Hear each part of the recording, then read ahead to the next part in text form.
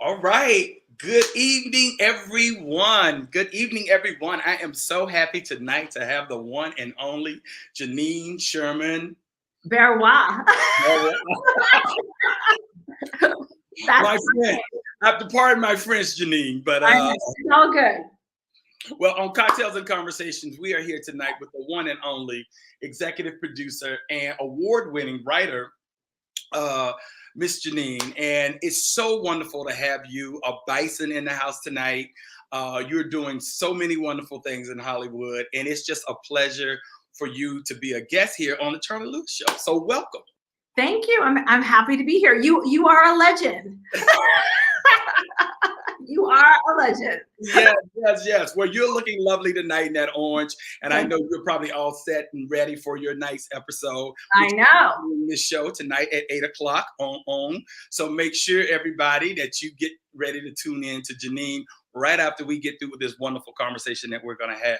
So it would not be appropriate if I did not have a bottle of wine here to talk to you about your show currently right now on the King. Yes. Yes. But before we get into all of that, everybody, let me tell you about the one and only Janine. She's an award-winning writer. She recently, before the Kings of Napa, she was the executive producer of Claws on TNT, and everybody knows that with Niecy Nash. She won an NAAC Image Award for that show. One of the episodes called Batshit, which was prior to that, she also did Netflix Self-Made, the one and only Madam CJ Walker, which was brilliant. So that is the recent things that you've done. But everybody really, I don't know if everybody really realized the powerhouse that you are with all the stuff that you've done and being an executive producer for some of the major shows like ER, Criminal Minds. I mean, the works. You've been in Hollywood doing it for a minute there. Yes. So when you were at Howard, because she is a bison, everybody. I am. Me too. Did you know, how did you know, and when did you know that you wanted to be a writer? Or was that something that really came to mind when you were at Howard or when you were younger? I mean, I knew I wanted to tell stories when I was younger. I didn't know you could make a living off of it. So I normally, like most Black kids, you go to school, your parents say you need to find a profession. You go, I'm going to be a lawyer. I'm going to be a doctor. And I thought, oh, me being a doctor would be crazy because I'm not good at science, barely good at math, like all of those things. Right. And then I went to school and I was thinking, oh, I will try to become an attorney. But then because of Howard and that experience, I realized there were so many artists that came from that school where I could actually become a writer. Okay. And so I focused, I was first in the School of C, but then I moved to liberal arts and I was an English major and I minored in the School of C in film. Okay. And so at that point, I just made this decision. I think Howard, gives you this sense of pride. And when you walk on that campus, you have this weird realization that people have died so that you can become whatever you want in this world. People have fought, right. Like there's blood and sweat and tears, and they fought for that privilege for you to have that right. Mm-hmm. And so I thought, why not become what I want to be? Because that's the legacy that was like laid out before me. Well, I mean, it's great to have you tonight here on February 1st, which is Black History Month. Yeah. You are the first in a lot of arenas out there. I mean, you've been doing it. You are part of Black history. You are part of the culture, So as you navigate through Hollywood and when you really think about your accomplishments, what is next for Janine as a producer and executive producer and a showrunner currently right now? Where do you see yourself going from here? Just like Kings of Napa is a show that puts us in the forefront of the lens.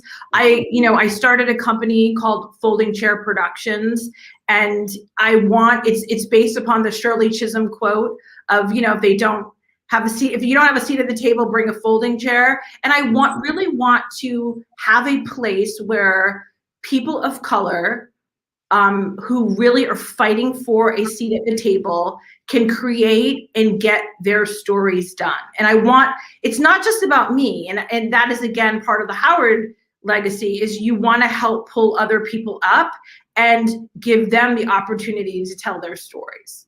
Right. Well, let's give a little context to everything that you've done. When you left Howard, what was your first foray into the business? It's funny. I worked for Suzanne DePass.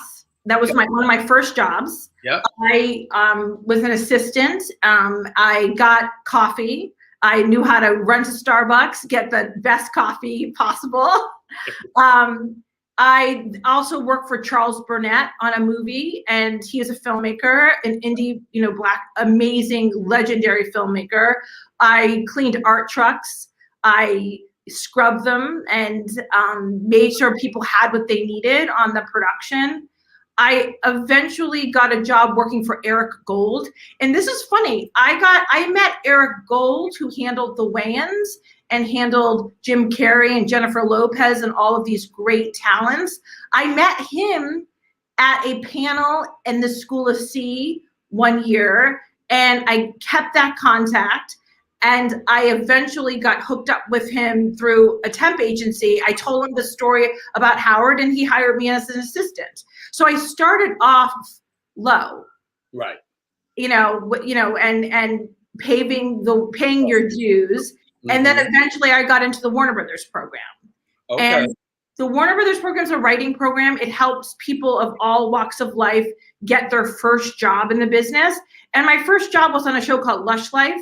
And then I got on the Jamie Foxx show in the same year. Lush Life got canceled. I went on to the Jamie Foxx show.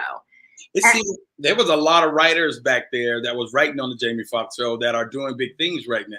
Yeah, I mean, we have a mutual friend, Mara. There's a lot of people that came up prior to this who are from that. And Bentley Evans and Benny Richburg, Yvette Lee Bowser, who did Living Single. She gave me my first break. Right. And then I wrote on the PJs, which was... Wow. Taking it back. I'm taking it back. I mean, I'm just being, I'm taking it back. And then I got a drama job. And the drama job I got was Third Watch and ER. And so I was on Third Watch, which is a crime show out of New York. Yep. And when that ended, I was promoted and I got onto ER for the final 4 years. Okay. And how was that experience when you think about it now? Because right now it seems like you're paving your way and you're doing the things that you want to do, and you're setting and you're coming up. You were at that point in time, ER, which is that type of drama, and King of Napa, totally a Black drama. That's really hot. It's like Dynasty meets Greenleaf meets Nashville all at the same time. And so you brothers and sisters. A little confession, all of that, yes. All of it, and it's just really a good show. And I mean, really, you got new faces on the show, which it's exciting to see. People that have been in the industry, but you don't really, major roles that are now, you're giving them that opportunity to take the next Black actresses and actors to the next level. And it's good to see new faces always, because we always see, some of the same people, but this cast, I mean, the cast is amazing.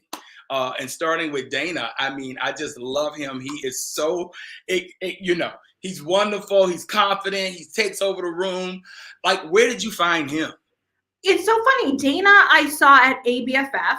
I was screening a short. After my short screened, another short called Trapeze screened from an editor from GQ. And Dana came on screen, Rance Nix, and I said, "Oh my Lord, that is a star." Right. I literally, when the screening was done and we were in Miami, my husband thought, "Oh, we're gonna go get some drinks and go hang out with friends." I said, "I'm going upstairs. I'm rewriting this part for Dana. For Rance Nix to play Dana." Right. He just took over. He just popped. Yeah. And he was dressed really sharp, and he had this persona, and he had this confidence. And I thought, oh my gosh, I've got to work with him. And you see him on the show. He is that, some people call him, because I had a line in the script, a salty King George. He is a bit King George. He has that kind of feeling of, oh my Lord, I want the pie. And I don't care what my dad left, what my dad did, I want the pie. Yes. And Ebony, who was our number one, I saw her on FBI, and I was in love with her on that show. And I then found out she had left the show. She auditioned for Kings of Napa, and she just blew me away as this confident, young, vivacious person who would be the heir apparent to her father, but a great juxtaposition with Dana, who would be like, you don't deserve it. Right. And so we play a lot of that sort of dynamic in the show. Yeah, I love it. It's kind of like big brother, little sister, and she's the middle child. So she's right there taking on both mom, dad. She's just taking it all in, and she's doing, I love her cast. And let's talk about the fashion. Yes. In the show, because she's taking it to a whole nother level. You don't really get a lot of shows where you see the fashion like this that's being represented, from African Americans. So from the fashion to the food, the music, you guys really have put everything in a nut, you wrapped it up in a nice ball. How did that all come about? Or who's doing that? Listen, you are about lifestyle in your life. You travel, you hang in New York. As Black professionals, we're around the best. We've seen it. We've gone to the great restaurants. We've hung out in Harlem at the great restaurants. We've gone to great museums, the art galleries. And I wanted the show to encompass that. And it doesn't matter. When we were little and we went to church, we had to be on point. Right. We just had to be on point. So the Kings have money. They own this vineyard. And I thought it was really vital that you saw from their clothes to the art on the wall to when they drank to when you saw them pick up a piece of pottery or a vase or chair, you felt lifestyle. Right. And that was just part of it. Michelle Light is a Black Canadian costume designer in Toronto, where we shot. Okay. And she is fierce. She's somebody I wanted to work with on Self-Made, which shot in Toronto as well. Okay. And she just brought it. Mm-hmm. I was like, this is going to be our budget.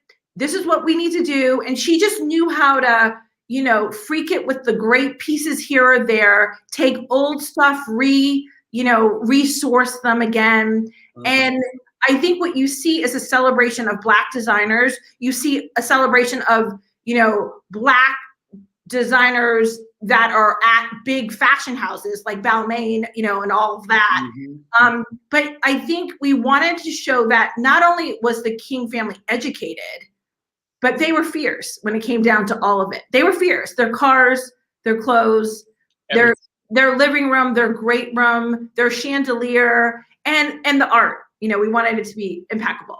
I love that. And I love the art piece that you're showing and how you separate that. Is that, who are some of the artists that you're showcasing in the show? Can you talk about that? Yeah. So my husband and I are big collectors of contemporary art. We were part of a committee that helped fund the Obama portraits and patronize those. Mm-hmm. And so we know a lot of artists. We've been collecting for 15 years. And when the show got greenlit, I remember when I got the call from OWN and Oprah, I said, oh my gosh, I was so happy.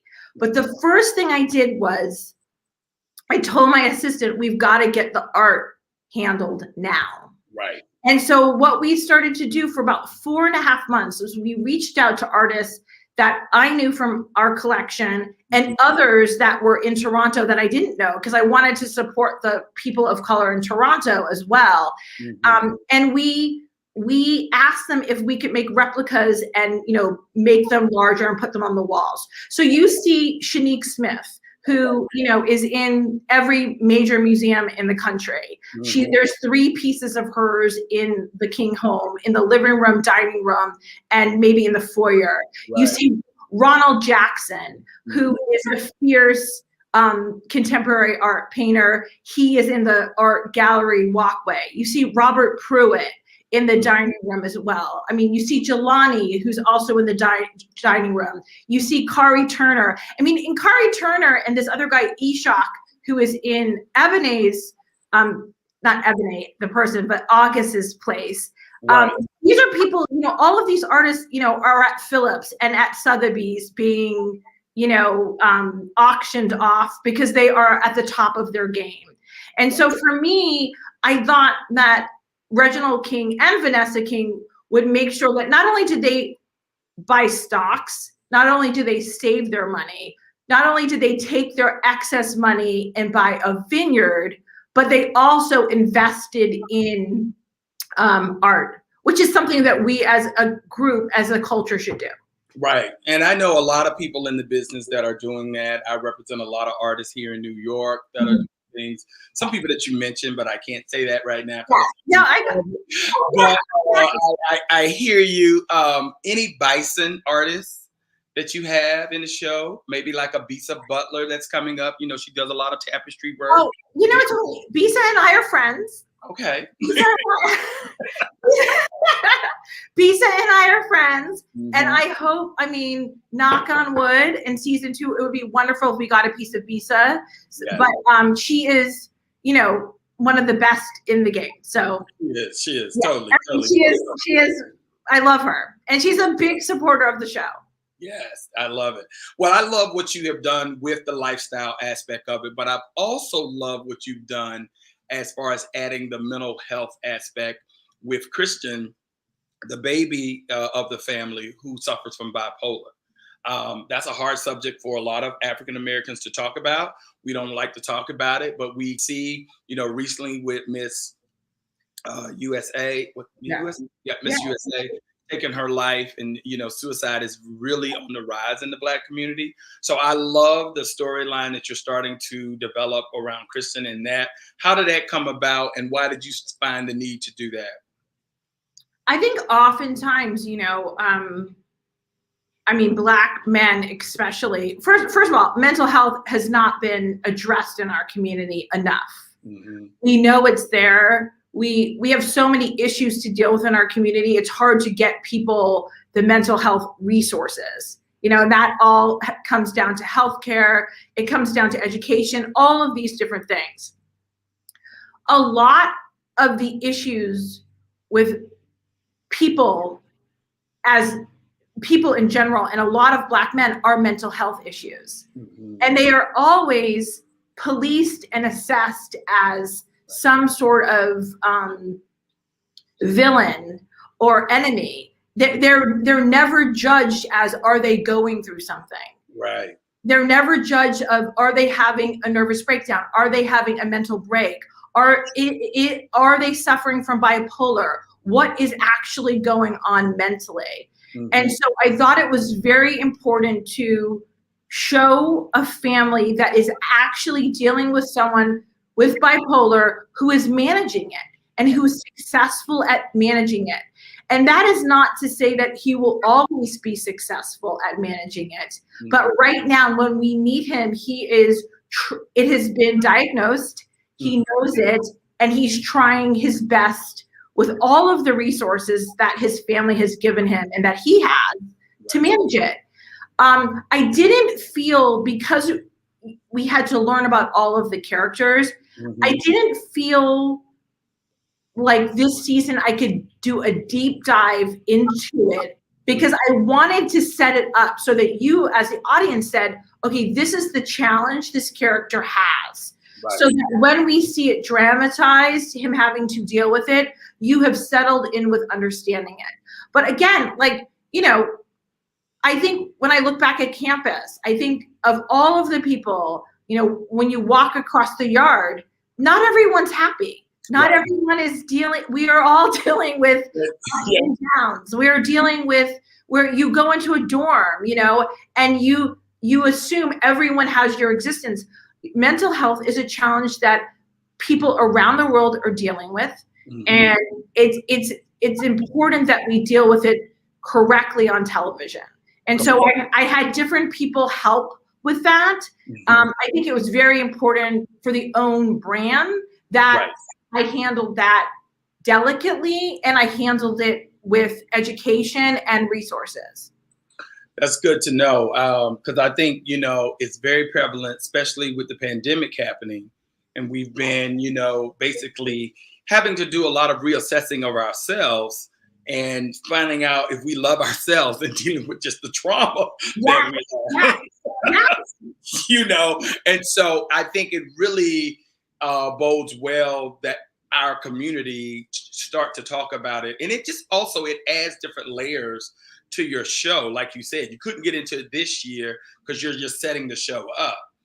Let's talk about that. As a writer, how do you develop characters? How do you set this up to bring us along on that journey with you?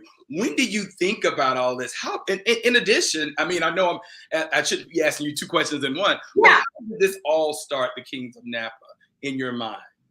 I don't really remember it, but I was coming off of ER, and I think it was probably 8 years ago. Mhm. I went with a group of friends, and we rented like a limo bus or something, and we drove from LA to Santa Barbara. We were going to go to eat at a Black-owned restaurant called Molly's in Santa Barbara. Then we were going to Rideau. Okay. And I told my mother I was going to Rideau, this vineyard, and my mother said, "Oh, that's a Black-owned vineyard." And I said, "Oh, no, it's not. It's in Santa Barbara." And she said, "It's a Black-owned vineyard. It's our friend Loda's cousin, Iris." And I said, "Mom, I swear to you, it's in Santa Barbara. There are no Black people there." I said, It's an Oprah. Exactly. Yes. I literally was like, "There's no way." And she said, "Janine, Black people own vineyards. Yeah. Mm-hmm. We own vineyards." You were And like, so I said, "Oh," I mean, I never thought about it, to be yeah. honest with you. I never thought about it, and I had never seen it. I had never read an article about it.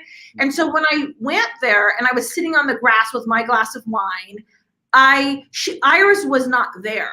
Okay. But I saw all these beautiful Black people and white people, Latin, all different people on the grass. And I thought, I imagined what it would be like if a Black woman came out on the porch and was talking to us. I pictured what it would be like to meet Iris, even though she wasn't there. Okay. And she had gone away for the weekend, and she happened not to be there. And so the ideas started formulating.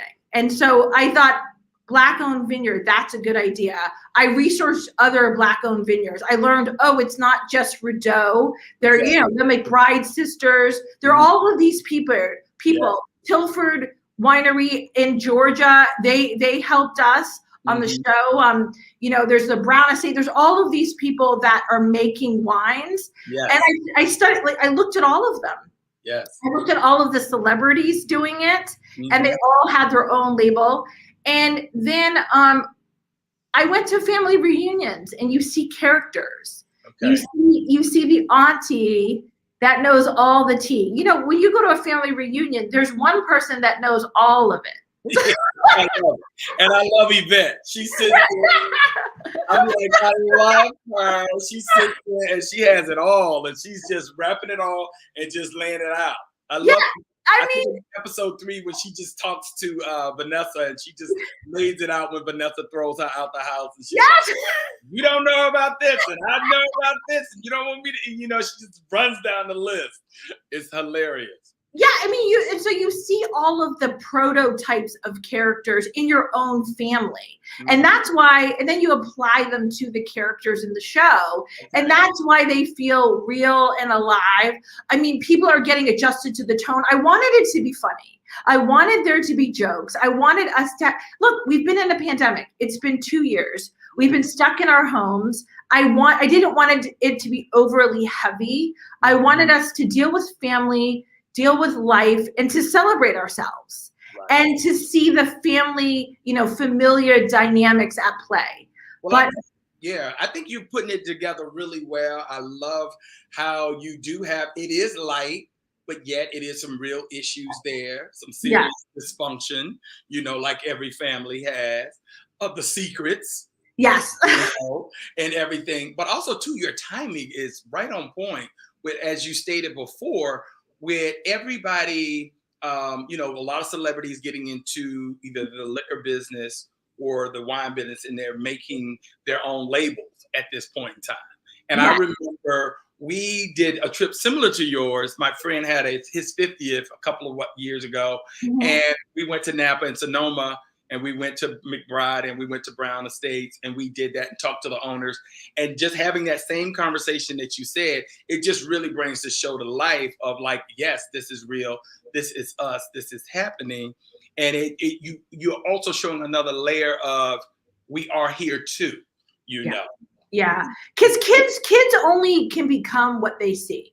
Right. If you don't see it, you know, you won't believe it's something you can do. So if you're a kid right now and you're a young person and you go, I want to own a vineyard, I want to be a sommelier, I want to own a restaurant, I want to, you know, work out during harvest season. You know what I mean? Whatever it is you want to do, the more images you see of us. And I see, you know, someone said, I was in an interview and someone said, oh, this reminds me of Falcon Crest. And I was like, whoa, you're going way, way in the way, way back. Right. When I said, listen, Falcon Crest was 40 years ago, whatever it was, 35 years ago. I said, Black people, we have not been in this environment. Exactly. And we haven't been exposed for our kids to see us in these different environments. Yes. I mean, I was in DC at a function during the whole Obama portrait thing.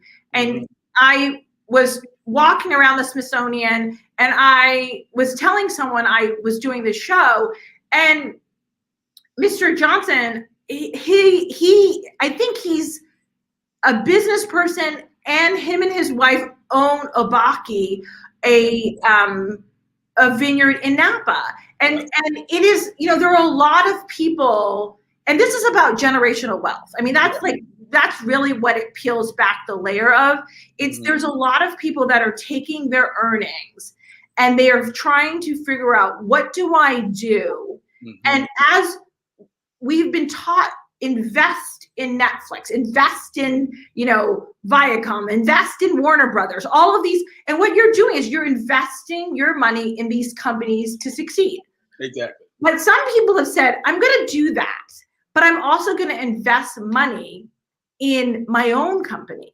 And I'm going to see that grows and becomes something huge, so that for generations to come, my family and my legacy will produce this product, but also my heirs will benefit from it. Correct. And I think that is so valuable, because I just think about us growing up, or I can speak for myself growing up and not having many shows to watch, or the shows that you watch. It wasn't anything to aspire to, really. I mean, the Jeffersons, you know, you wanted to move up to the Upper East Side, you know, but Sanford and Son, you think of Good Times. It wasn't anything that showed you a pathway to success, really, when you think about it. So when your kids today growing up and actually seeing a Black family own a vineyard, I mean, that is major. And just the eyeballs on that show, you're doing so much for the culture that is just things that you can't even put a price tag on.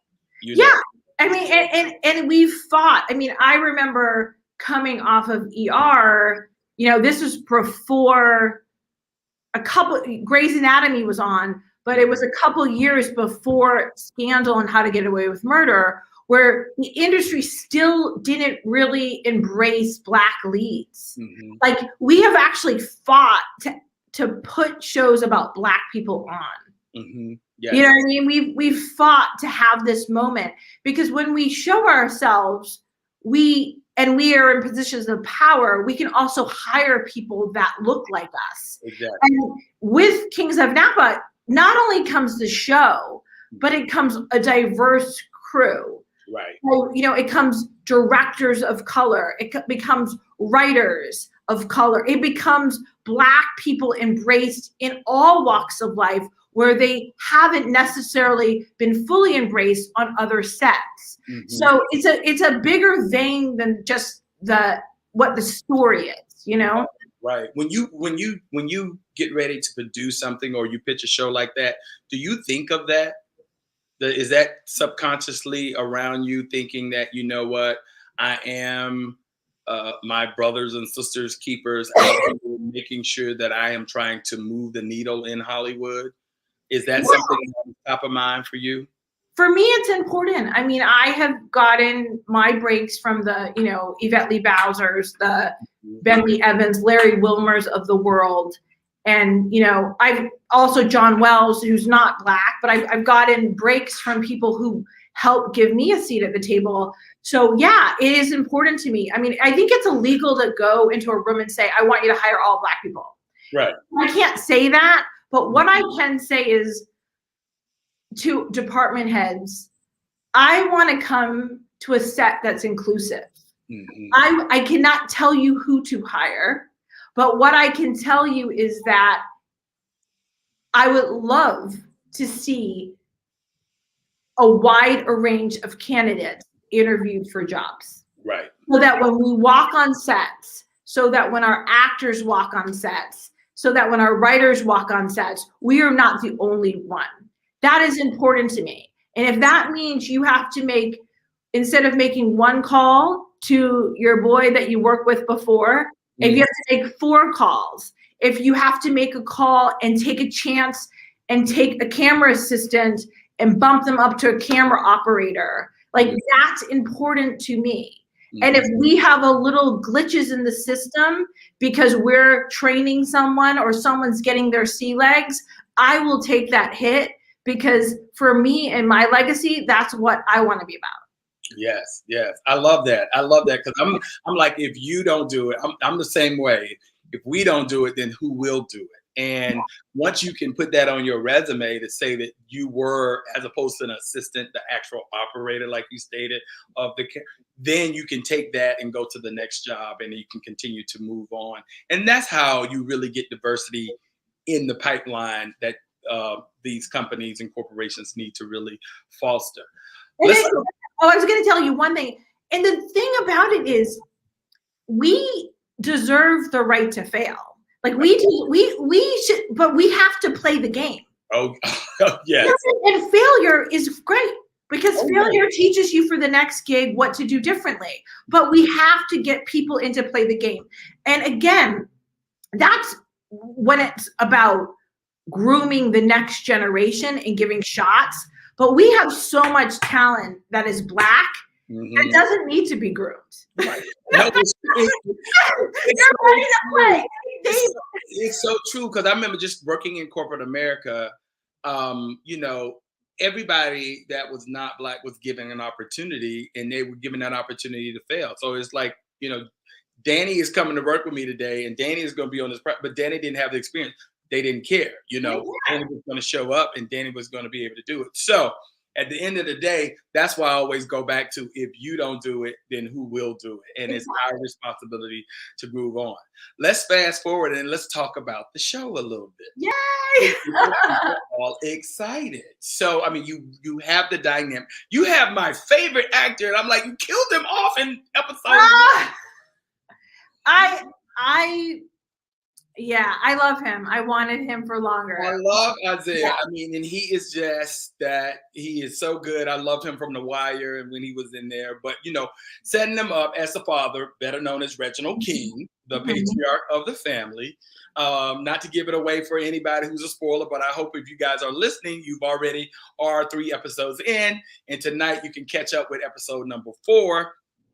But, Reginald passes away of a heart attack. Yes, heart attack. And then all of the skeletons come out of the closets. And so today, you are August, who is the middle child. Set it up for everybody. August is the middle child. And now she was left in the will to be the president of the corporation. Her older brother, Dana, in the show, is upset about it because he was appointed the CFO, and he's upset because he feels as though he should run the company. And then you have the dynamic between the wife, Vanessa, and her sister, Melanie. And Melanie comes in and she just blows up everything and drops a big bomb and then walks out of the room. So I'm like, wow, this is a lot that happened in the first episode. But I love the way you set that up and just to get the dynamics going and get things rolling. Talk about that for me, and talk about where we're leading into the night. And I'm going to show a couple of clips that we have for tonight's episode so people can go in to see that.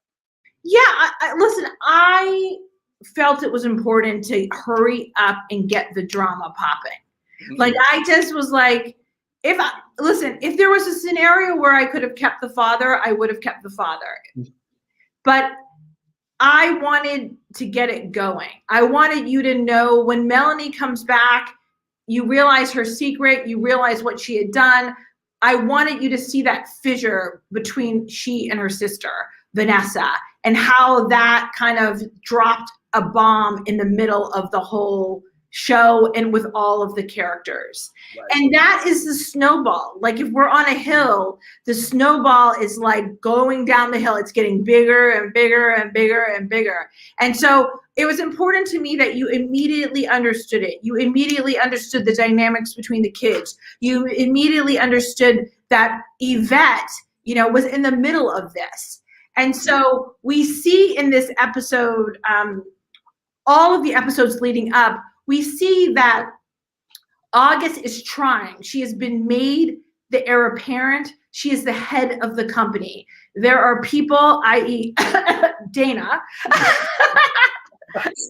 out to get her. Mm-hmm. And there are people, a lot of her family, that think she might be able to do this. She might be able to run it. In the last episode, she and Dana both get winemakers, sommeliers to make a wine, and the family votes on which dessert wine will be the best. What's the taste that will be the best? Yeah. And in doing that, they wind up, for a lot of dramatic reasons, some because it was better, some because they're mad at Dana. They decide that they choose August. Yes. So August leaves the episode feeling like the victor, and Dana, who has had his wife Rose, the Brit from London, I love it, make the decision to, if they're going to be Macbeth and Lady Macbeth, she played him. Oh my God, she dropped that bomb on him. He was like, and then he got just like any man and started I didn't like you. I felt sorry for you because you were sparing Calvin Klein in the cologne line or whatever. And I was just like, oh, he went there. He went there. He went there badly. And in doing that, it started a war. And so at the end of the episode, he tells Quincy, who is his friend, his frat brother, that not only do I want you to help find extortionists, I want you to find out whatever you can about my sister. And so we're left going, what is he going to do? Yeah. So in this episode right now, people are dealing with August trying to get the dessert wine going, get it made and produced, while Dana is trying to show everyone that he is actually the king. I know. I love it. Let's show this clip for today. Okay, great. Let's to talk about that. Okay. Why are you here? Did your mom invite you? I need to talk to August. About how you voted for Dana against the dessert wine? No one's thinking about that right now. You should be thinking about my boundaries. You and your mother are not supposed to be back in this house. That's fine. We'll just let the extortionist poison your vines and ruin your paradise just like they're planning to do with Sean and Sean. Extortionist? What are you talking about? Wait, did she forget to tell you? That's right, because you're worried about her falling apart. August. I can explain. Just, excuse me, can we wrap this up tomorrow? Oh, well, that would be great. Maybe we could get the whole family. Sounds wonderful. No. Let's finish now. We have good life. Dana, No one cares about the light. Come on, we have an emergency. Mom. Mom. An extortionist? Someone is threatening our family? We were gonna tell you. It's not how it looks. I mean, it is how it looks, but Mom. He didn't mean to hurt you. Back off. I will speak to you when I am ready.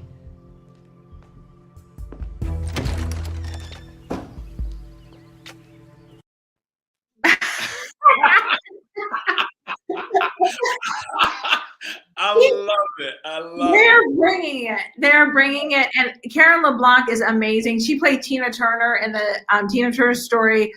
She's fantastic. And Ebony is amazing. And as we said, you know, Dana does his thing. And so does Yanni, who plays Bridget. Yes. Yeah, in this clip, you know, they realize that someone else might be getting extorted. And Bridget, who, you know, has been banished, she's been banished from the kingdom, is giving them a solid. She's doing a solid. Yes, she is. And she's playing that too. She's playing it all up. She You know, being the new sister. exactly. And Dana cracked on them in the other episode and called them Tia and Tamara from Sister Sister. I love it. I love it. So Go ahead. Go ahead. and so this is about, you know, now that their mother finds out about this extortionist, what Pandora's box gets opened, you know, and this will be another opportunity for now the triangle between August, Dana, and Bridget. Bridget's fighting to get back into the family. August is trying to balance who knows what. She knows Bridget is being an ally by bringing this, but she also has to contend with Dana, who is going to have his own way of wanting to deal with the extortionist and this information. And like I said, he is so excellent. Let's show this last clip before. Okay. Dana, I spoke to Quincy. He says that he doesn't think Dad's patient's family is behind the extortion. They all moved to Austin a year ago, so he said he's going to keep digging and get back to us when you find something. Hey, are you all right? still working on the dessert wine budget. Can you just give me some space? Listen, I know you're still upset about what Aunt Yvette said. I've been trying to talk to you about it this whole week. Come on, you gotta open up sometime. I'm your sister. Not sure playing the sister card is the win that you think it is, especially after the other night. Funny how Bridget is your sister, but she stabbed you in the back. Or was it the other way around? All right, I'm gonna let this slide because I know this is just what you do when you're pissed off. But even though we don't always see eye to eye, I am here for you, Dana. I know you think that's true, but it's not. In this family, I'm on my own island. Dana, I'm trying here. Fine. I fired the winemaker. I accept your semi-apology. Now go. He is bringing it. And you know what? It's funny because I'm interested to see where you take him because he is on an island because his mom, he found out that Vanessa wanted to abort him. Rose then voted against him. Yeah. He didn't get the presidency and, of the company. And so he does, that line is, I feel like I'm on an island by myself. I'm here by myself. So it'd be interesting to see where this really goes with him. Yeah, I mean, you can see in that clip that he cannot stomach like August's power. And he doesn't like that August, in her nice way, is coming into the room and trying to be like, are you all right? How are you? And that just annoys him even more. Yes. Because she's like the leader. She has all the power and she's being nice. But also, too, you know what? You made I think it's episode number 2. Yes. Where the dynamic of women in the workplace that men have to account for now. Yes. That has changed. Yes. And he made a statement that you're supposed to be all dowry or something he said in that reflects, and like, what about me? I'm the man. I'm supposed to be the one in charge and not, Yeah. I think he says like, what happened to Dad, marrying her off with a plot of land and a dowry or whatever it is, you know, and now she's in charge, and so it is, men getting adjusted to these powerful women and not like there was an assumption on Dana that he was always the heir apparent, but what he's learning was he wasn't. And his brain, his male brain, the patriarchy refuses to let him understand why it wasn't him. Right. I love and I think, and I think today when you, when we open up the episode, you're going to see a very amazing scene that is going to give you insight into Dana, insight into his psychosis, and insight into why he does what he does. Okay. Yeah. I can't wait.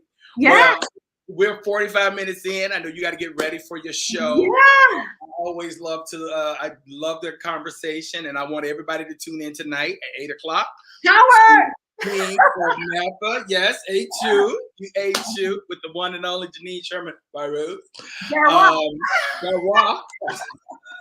My French. But also, too, I want to know, for a woman like you that's doing all the moguling in Hollywood, how do you love the way you live? I love the way I live, Charlie, because I am surrounded by friends, family. I love living with art. I love living with amazing books.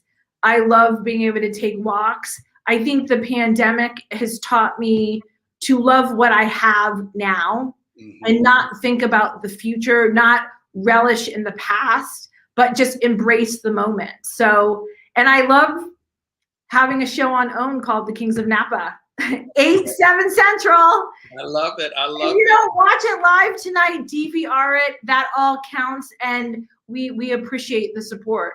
Sounds good. Well, I appreciate you being a guest of the show. It's wonderful. Everybody tune in. Make sure you follow Janine Sherman. Janine, she is wonderful. She's doing big things in Hollywood, and she will be around forever. So I just want to thank you. Enjoy the show tonight, and congratulations. Thank you, Charlie. Thank Bye. you. Bye.